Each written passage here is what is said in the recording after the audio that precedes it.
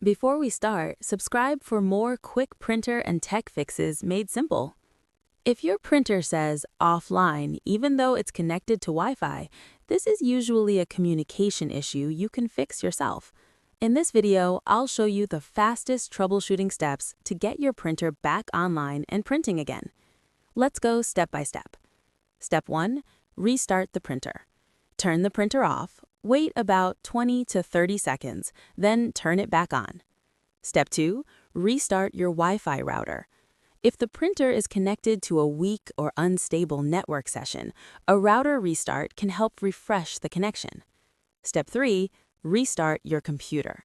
This helps clear stuck print jobs and refresh printer communication. Step 4. Check that the printer is still connected to the correct Wi-Fi network.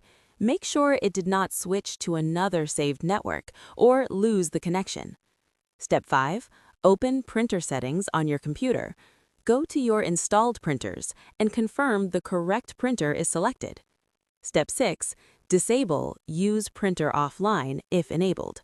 On Windows, this setting can cause the printer to stay offline even when it is connected. Step 7. Clear stuck print jobs. A jammed queue can prevent the printer from responding normally. Step 8. Remove and re-add the printer if needed. Delete the printer from your device list, then add it again through Wi-Fi setup. If your printer is still offline after trying these steps, the issue may be related to drivers, firmware, or a weak network connection. Subscribe for more printer, Wi-Fi, and tech troubleshooting guides.